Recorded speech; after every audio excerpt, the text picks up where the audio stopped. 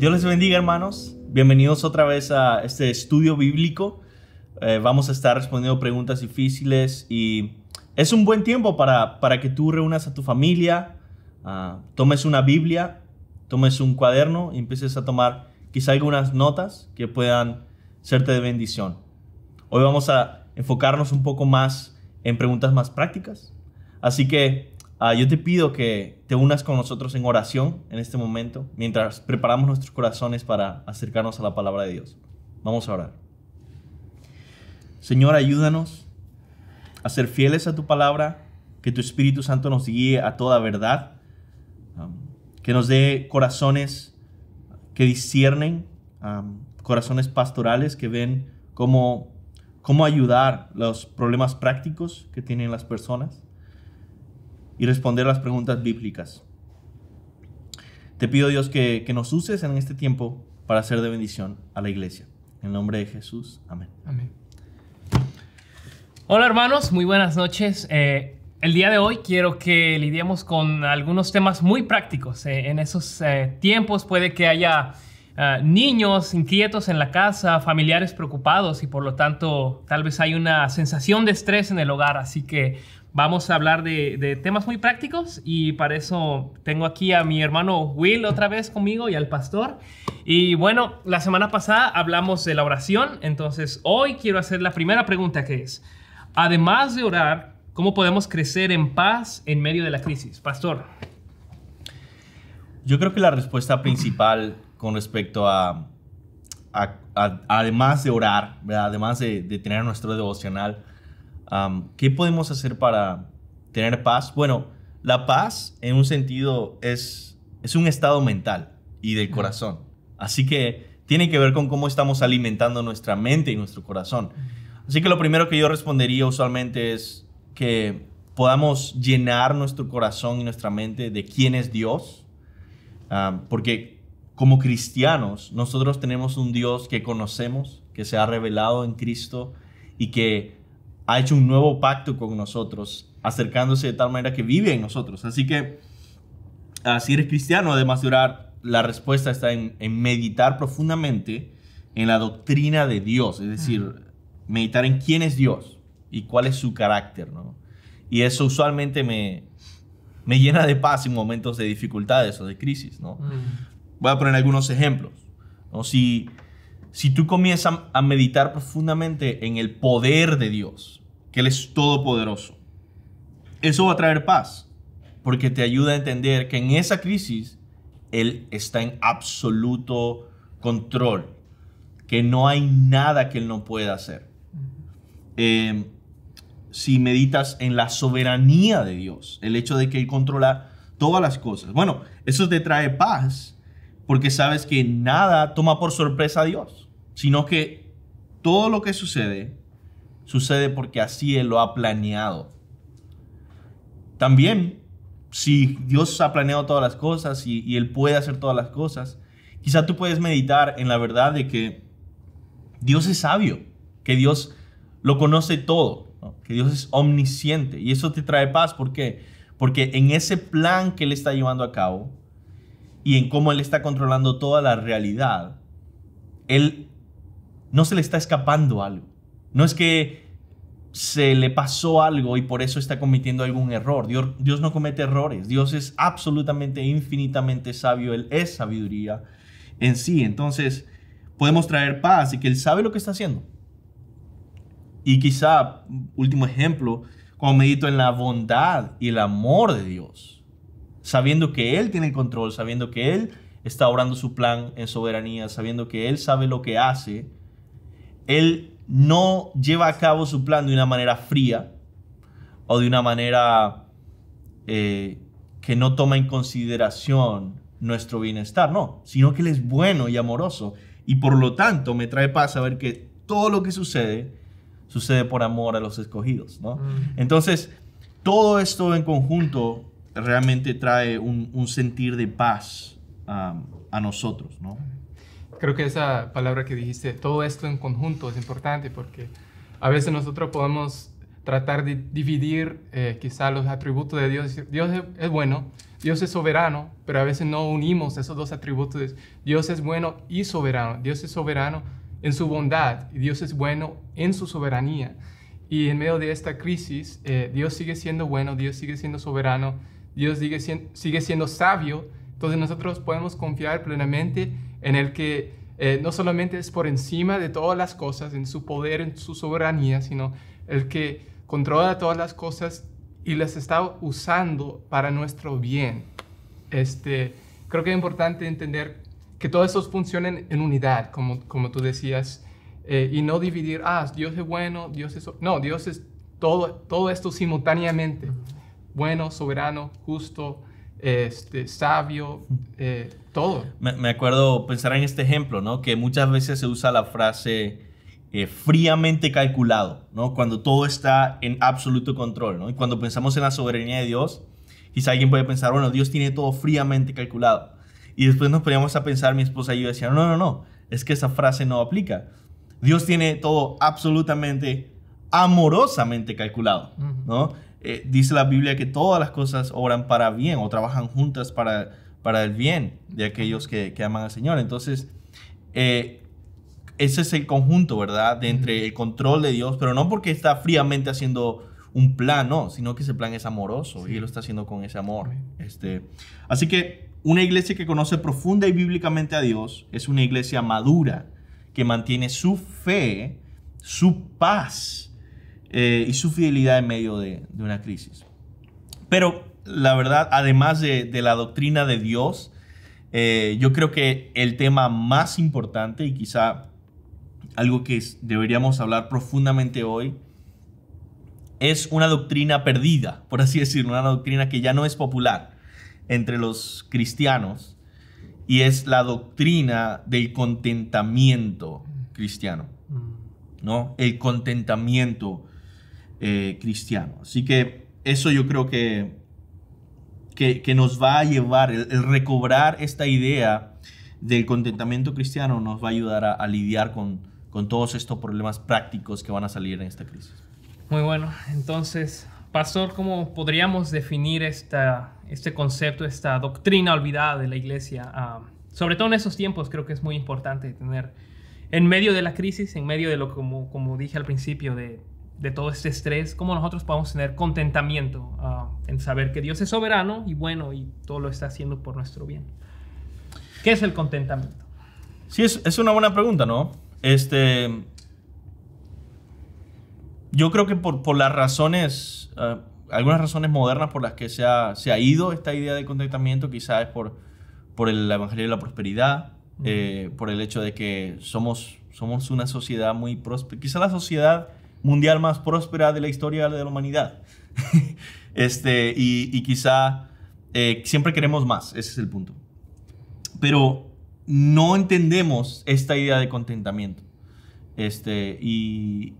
Y cuando empezamos a definir claramente qué es el contentamiento, empezamos a entender, wow, yo jamás había pensado que yo debía hacer eso, ¿no? Entonces, una definición de un diccionario bíblico, que me encantó esa definición, es una definición quizá más general, y luego puedo dar una definición quizá un poco más teológica, ¿no? Pero una definición general es que el contentamiento es un estado de satisfacción interna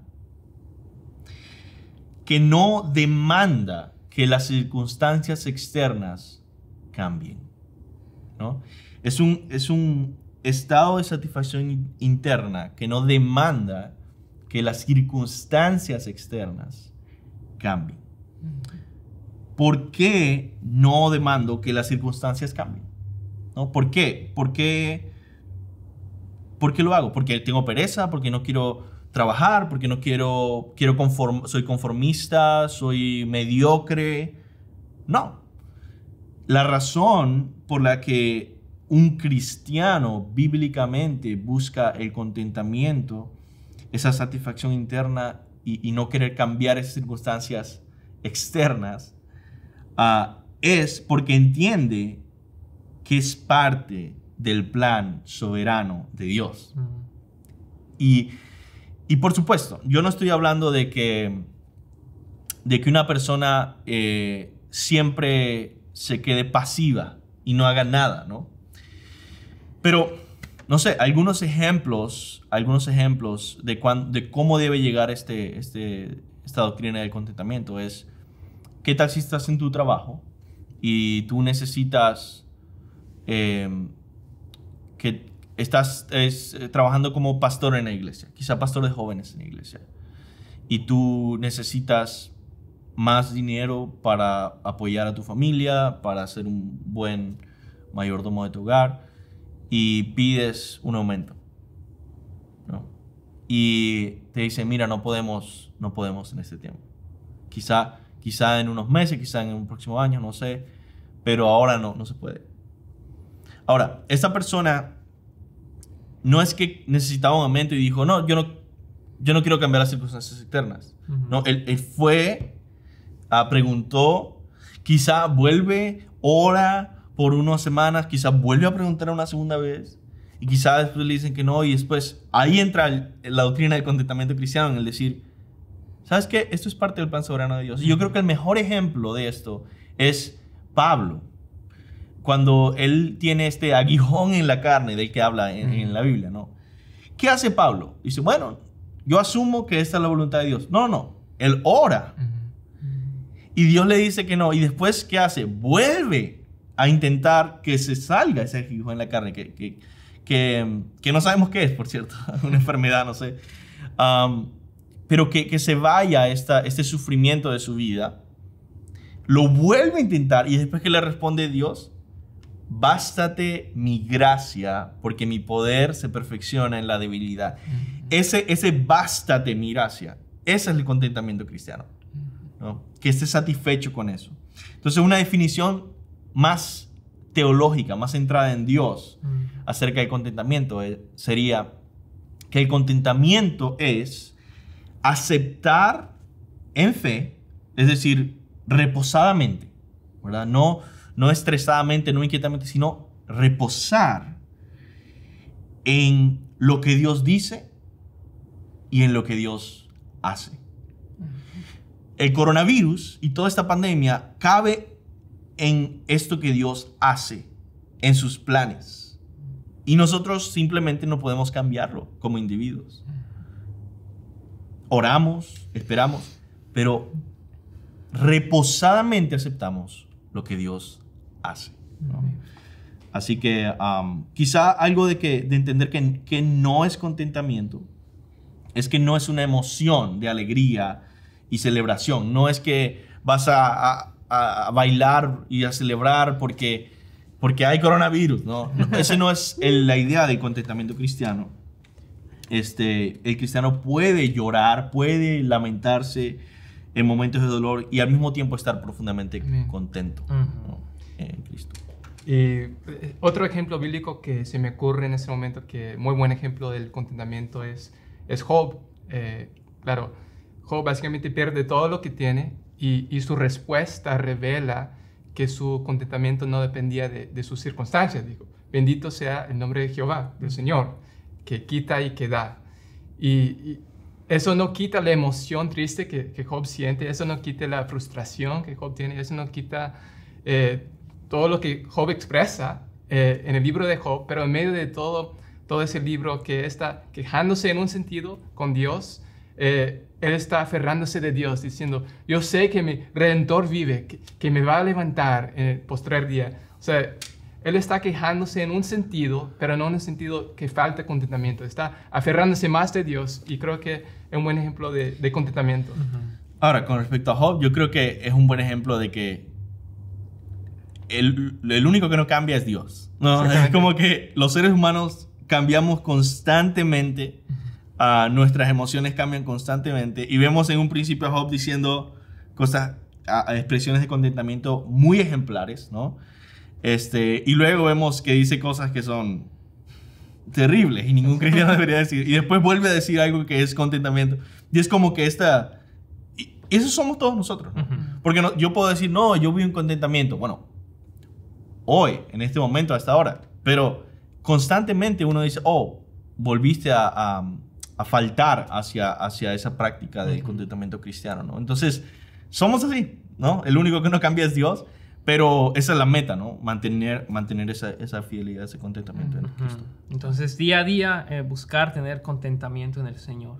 Y me gusta mucho la definición que dice, porque a veces las personas piensan que es o todo el tiempo alegría, o dicen, no, contentamiento es ser, como dijiste, conformista o mediocre. Y creo que es un buen balance de Dios está en control, yo voy a hacer mi parte, pero al final del día se hace su voluntad y yo voy a estar en paz con eso, ¿no? Estoy bien, tengo paz en mi ser. Bueno, ¿tú tienes algunos ejemplos de contentamiento más prácticos de la vida real que podamos ver nosotros en otras personas? Sí, yo creo que esta doctrina del contentamiento cristiano es la única forma de entenderla es viéndola en práctica.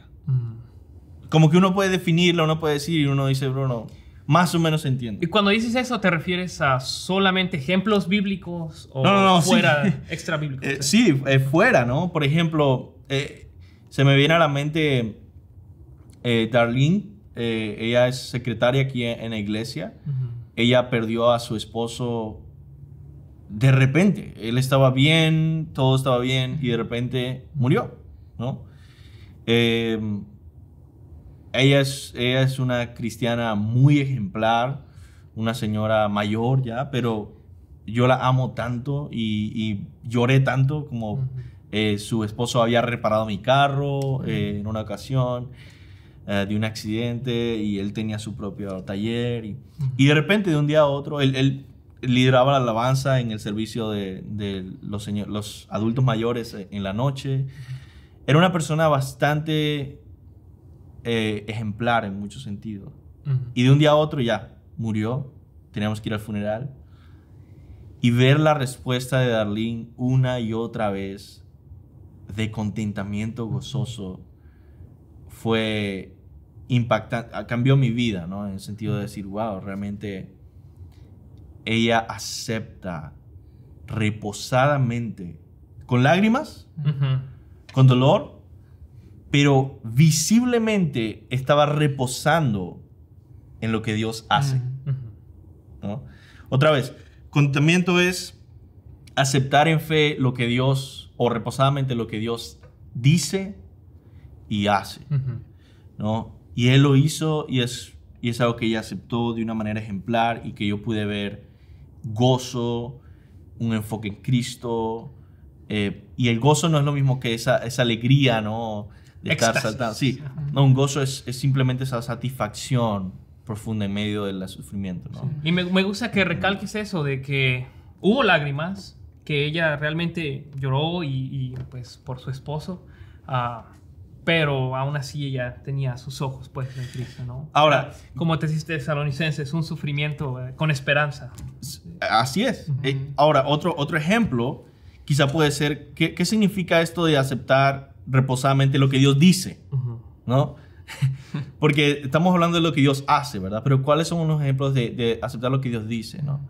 Entonces, yo me imagino, por ejemplo, una feminista que está casada y que de repente se vuelve cristiana, se convierte y nace de nuevo. Y ahora lee en la Biblia que dice que hay un diseño que Dios ha hecho para el matrimonio y que Dios le ha dado el rol, Dios ha dicho y le ha dado el rol que siga a su esposo, que siga el liderazgo espiritual de su esposo, que siga el liderazgo de su esposo, que se someta a su esposo. Y eso es algo totalmente contrario a lo que ella venía pensando antes. Entonces hay dos formas de tomarlo, ¿no? El decir, uy, no, esto de la Biblia yo no lo voy a aceptar para nada. Y otra forma es reposadamente aceptar en fe lo que Dios dice y decir, sí, quizás esto no es lo más fácil del mundo, sobre todo al principio, pero yo confío en Dios. Yo sé que Él es sabio y yo sé que Él tiene planes gloriosos para este diseño. Yo voy a seguir este diseño reposadamente en fe en lo que Dios ha dicho.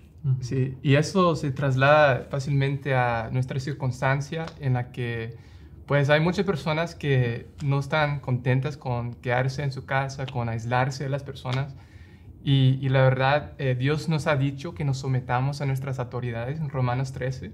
Dios nos ha dicho que nos sometamos en la medida que ellos representen a Dios en buscar proteger la dignidad de la vida de las personas, proteger la salud pública.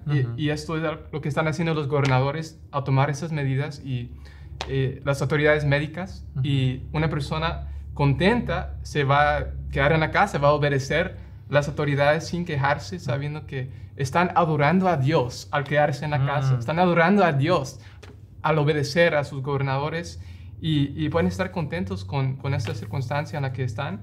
Pueden meditar en la bondad de Dios, meditar en las características de Dios, el carácter de Dios y aceptar con fe que Dios ha querido traer esto en un sentido en este tiempo y quiere santificarnos y está usando todo esto para nuestro bien. Qué buen recordatorio, Will. Fácilmente se traslada prácticamente a todos nosotros. Sí, en nuestro contexto actual. Y yo creo que la razón por la que quería profundizar en el contentamiento es porque creo que es la doctrina clave en cuanto a la vida práctica.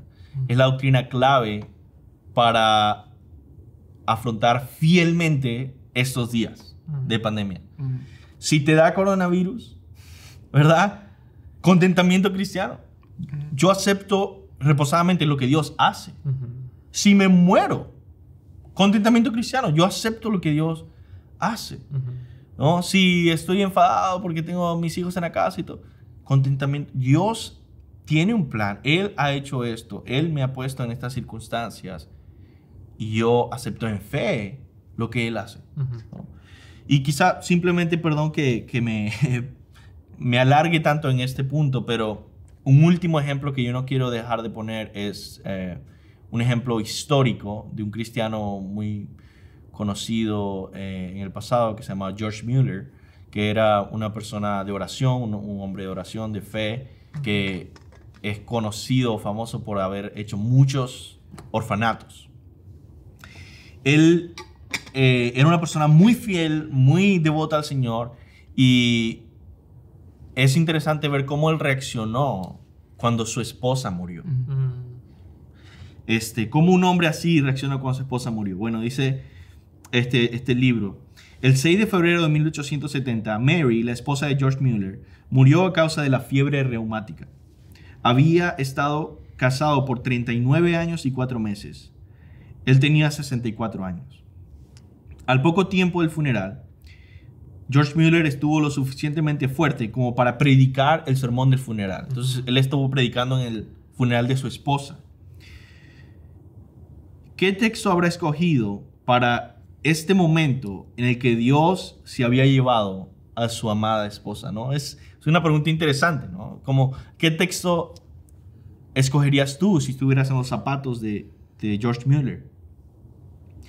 Eligió el Salmo 119, versículo 68, que dice: tú eres bueno y haces el bien.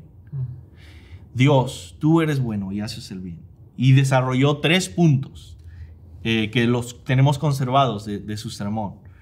Primer punto: el Señor fue bueno e hizo bien en dármela. No, en darme a mi esposa. Está predicando en funeral y dice: el Señor fue bueno e hizo bien en darme a mi esposa. Segundo, el Señor fue bueno e hizo bien en permitirme estar con ella tanto tiempo. Tercer punto, el Señor fue bueno e hizo el bien en quitármela. Entonces, todo lo que pasa, él reconoce la bondad de Dios en lo que él hace, en lo que Dios hace, y acepta en fe, reposadamente, lo que Dios hace. Y es interesante que él dice: yo ni siquiera cambiaría esa realidad. Dice: al mirar atrás y ver la manera en que Dios había respondido a su oración, él expresó, esto es lo que dice George Mueller: cada día me doy cuenta con mayor claridad de lo mucho que significa para los orfanatos la pérdida de mi esposa. Sin embargo, con frecuencia y sin esfuerzo, lo más recóndito de mi alma se alegra en el gozo de mi amada difunta. Su felicidad me alegra. Si fuera posible traerla de regreso, mi querida hija y yo no lo haríamos. No lo haríamos. es Dios mismo quien hizo esto. Estamos satisfechos en Él. Así que ahí vemos a George Mueller siendo un buen ejemplo de alguien que entiende esta doctrina del contentamiento cristiano y acepta gozosamente lo que Dios dice, que siempre es bueno y es el bien, y lo que Dios hace, que Dios quiso quitármela, ¿no? Sí. Wow, qué bendiciones leer la biografía de George Mueller. De verdad que yo se la recomiendo a todos los cristianos. Wow, muy edificante. Pero bueno, estamos hablando del contentamiento, pero hay otros versículos bíblicos a los que podamos acudir, Will, que nos hablen del contentamiento. Claro que sí. Pues un pasaje clásico sería Filipenses 4, 11 al 13, lo cual dice lo siguiente. Dice, no lo digo porque tenga escasez, pues he aprendido a contentarme cualquiera que sea mi situación. Sé vivir humildemente y sé tener abundancia. En todo y por todo estoy enseñado, así para estar saciado como para tener hambre, así para tener abundancia como padecer necesidad. Todo lo puedo en Cristo que me fortalece. Dice en una traducción que he aprendido el secreto del contentamiento. Es decir, que el contentamiento es algo que se tiene que aprender en las circunstancias de la vida, no es algo que se aprende solamente de una forma lógica, solamente de una forma intelectual, es algo que se aprende en la práctica. Y Pablo aprendió el contentamiento en la abundancia y en la escasez. Con el contraste de esas cosas, aprendió que su felicidad, su gozo en el Señor no dependía de sus circunstancias. Claro, Pablo sufrió más que quizá cualquier otra persona que podamos imaginar en nuestro día, pero Pablo también estuvo en momentos de abundancia, estar en casa de personas ricas y personas ricas lo hospedaban en su casa, pero él aprendió a contentarse en las circunstancias y lo hizo porque esperaba en Cristo. Todo lo pudo en Cristo que le fortalece, lo cual significa yo puedo seguir adelante, yo puedo perseverar con mi fe puesta en Cristo, cualquier circunstancia en la que me encuentre. Es lo que quería decir. Yo creo que es importante mencionar el hecho de que ese versículo en la cultura popular es uno de los versículos quizá más usados o mal usados. Abusados en nuestra cultura. Y pues se pone así como que, bueno, si yo soy un deportista, todo lo puedo en Cristo que me fortalece, quiere decir que voy a ganar todos los trofeos este año. Yo tengo una historia. Sí, está bien. Cuando estaba en la prepa, yo quería estar en el equipo de fútbol americano, quería ser el quarterback, el mariscal de campo. y en mi letter jacket me puse el Filipenses 4:13 y yo dije, voy a confiar en Dios y voy a ser el titular del equipo. Y no pasó. Y en el momento no tuve contentamiento, pero qué interesante ver ahora, ¿no? Que este versículo realmente habla en el contexto de que, hey, sé vivir en abundancia y sé vivir en pobreza. Exacto, ¿no? Entonces, por ejemplo, alguien que quizá dice, todo lo puedo en Cristo que me fortalece, dice, mira, ahorita no tengo mucha prosperidad económica, pero todo lo puedo en Cristo que me fortalece, voy a ser millonario, ¿no? Y al final es como que, bueno, Pablo está diciendo lo contrario en el contexto. Está diciendo, mira, claro, trabaja, que no trabaje, que no coma, ¿no? Pon todo tu esfuerzo en hacer todo lo que Dios te llame a hacer, incluso proveer para tu familia. Pero vive contento de lo que Dios está haciendo en tu vida. Porque quizá esa etapa de pobreza es necesaria para moldear tu corazón. Y Dios lo hizo en tu vida. Y el hecho de que tú estés rebelándote contra lo que Dios está haciendo es totalmente la esencia de Satanás, ¿no? El hecho de rebelarse en oposición a lo que Dios hace y a lo que Dios quiere. Sí. Y no solo es contentamiento, no tengo dinero y estoy contento en esa situación, sino también cuando alguien está prosperando, ¿no? Estoy contento en esta temporada que el Señor me dio y no tomo las riquezas como para siempre, ¿no? Sino que el Señor me las puede quitar y hágase la voluntad del Señor.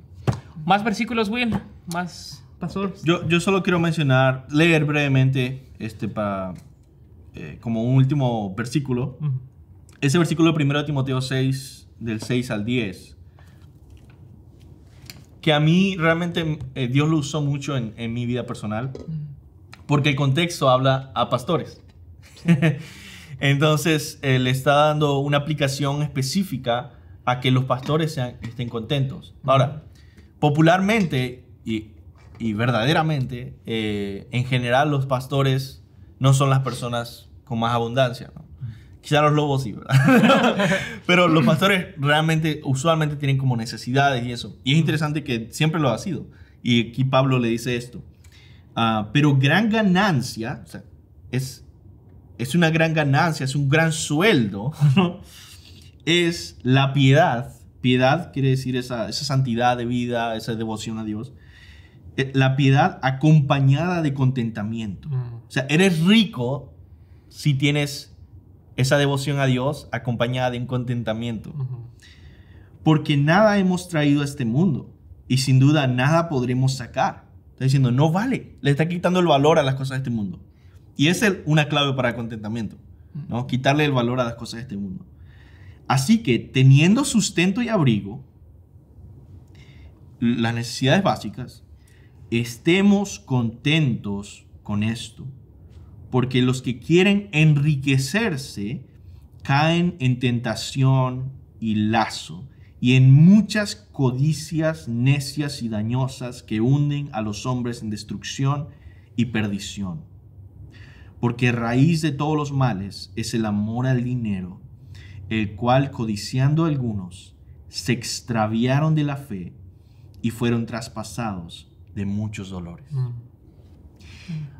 Quizá la idea más interesante ahí es el hecho de que dar lugar a la codicia, en vez de estar contentos, dar lugar a la codicia, te va a llevar tan lejos que te va a inmiscuir en toda otra clase de codicias necias y te va a apartar de la fe. Vas a dejar a Cristo, vas a rechazar a Cristo al final por no querer estar contento con tu situación, incluyendo si eso es tiempos de enfermedad, ¿no? Como esto. Al final esas son tentaciones que te llevan, ¿no? Y yo he conocido personas que se han metido en esos tipos de negocios piramidales que son una estafa, no se metan ahí, pero se han metido en ese negocio que todo el tiempo te están hablando desde la codicia, ¿no?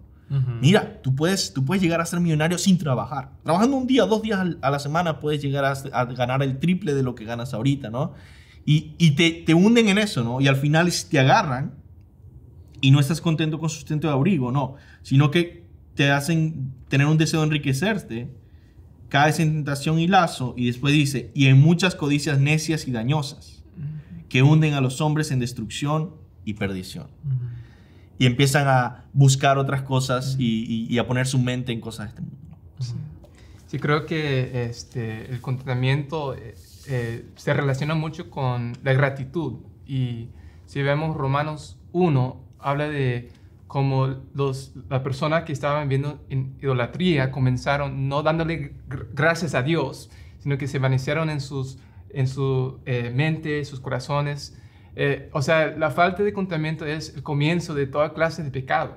La falta de gratitud, de darle gracias a Dios, estar contento con lo que tenemos en cualquier circunstancia, puede abrir la puerta para toda clase de pecado, como vemos en Romanos 1. Es importante cuando comenzamos a ver la falta de contentamiento en nuestro corazón, que pronto nos podamos arrepentir, que pronto podamos volver a Dios en gratitud, en agradecimiento por lo que nos da, por lo que hace, porque la verdad puede abrir la puerta para cualquier cosa. Sí, Will, muchas gracias.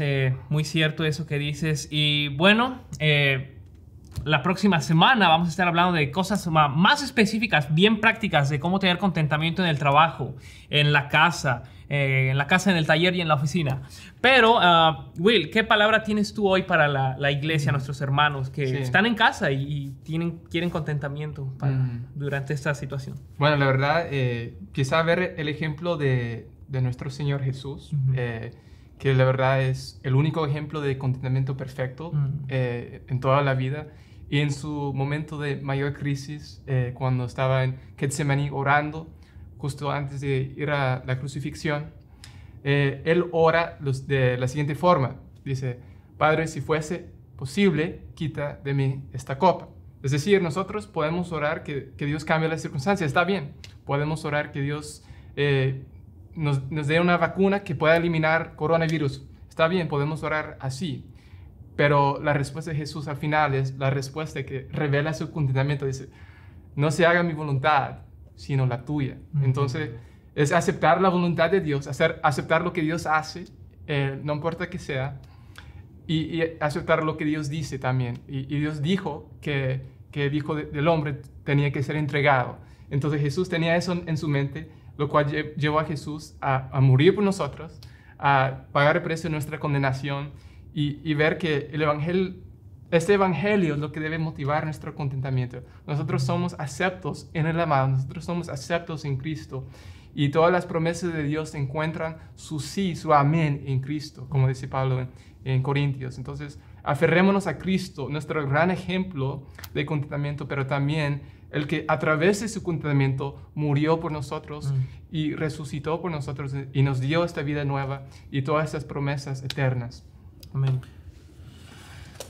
Pues quizá yo quisiera terminar haciendo esta pregunta para todos los que nos están viendo ahorita.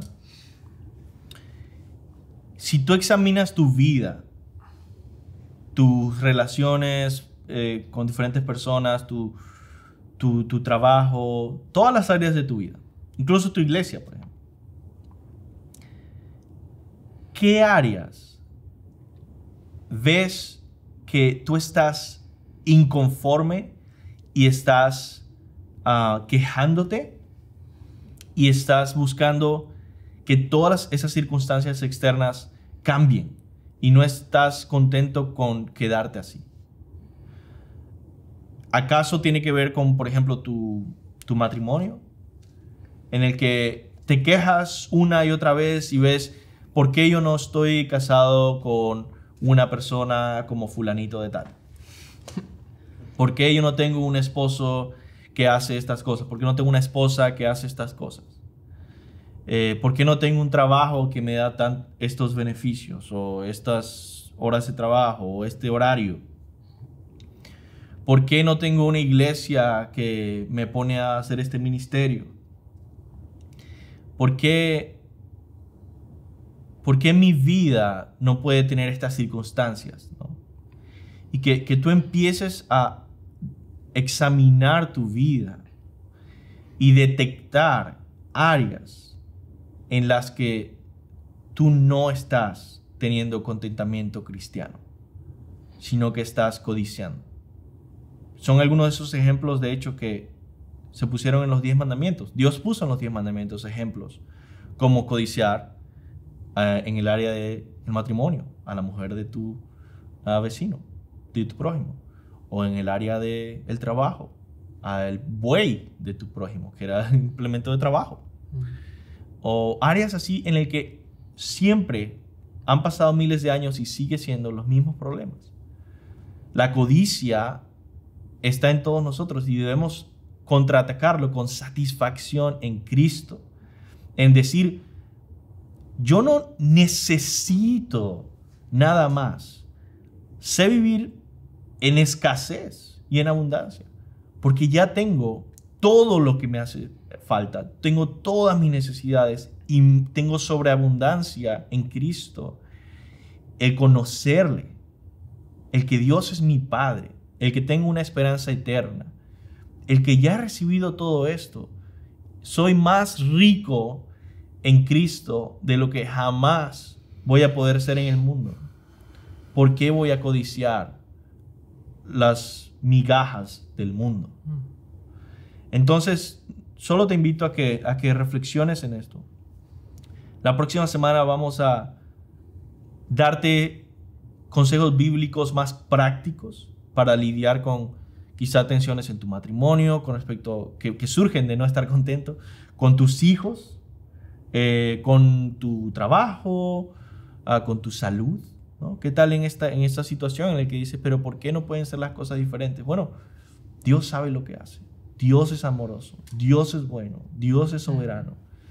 Y nosotros podemos reposadamente aceptar en fe lo que Él ha hecho, lo que Él ha dicho, y saber que su corazón es bueno para con nosotros, y sus manos son poderosas y su mente es sabia infinitamente, y podemos confiar en Él. Él es digno de confianza.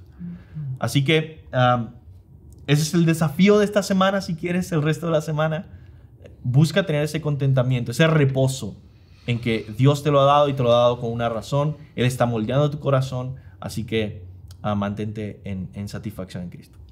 Amén. Wow. La palabra que yo creo que todos necesitamos oír en estos momentos. Will, ¿nos puedes despedir en oración, por Claro favor? que sí. Padre nuestro que estás en los cielos, te damos tantas gracias por la oportunidad de conversar, de estudiar tu palabra, de profundizar en lo que dice acerca de este tema del contentamiento que es tan necesario en nuestro tiempo. Te pido, Padre, que nos des esta paz que viene de ti, que sobrepasa todo entendimiento, Señor. Tu palabra nos prometes que si ponemos nuestras peticiones delante de ti en oración y ruego, con acción de gracias, tú nos das esa paz que sobrepasa todo entendimiento. Tú nos das ese contentamiento, Señor. Es una promesa que viene de ti. Y ayúdanos, Padre, a poner nuestras mentes en Cristo en estos días difíciles. Ayúdanos, Padre, a ser fieles en lo que nos llamas a hacer. Si es quedarnos en la casa, si es ir a trabajar, a tener contentamiento en eso, Señor. Y buscar amarte y amar a nuestro prójimo. Saber que, Señor, tú eres soberano, tú eres bueno, tú eres sabio, y todo lo obras para nuestro bien.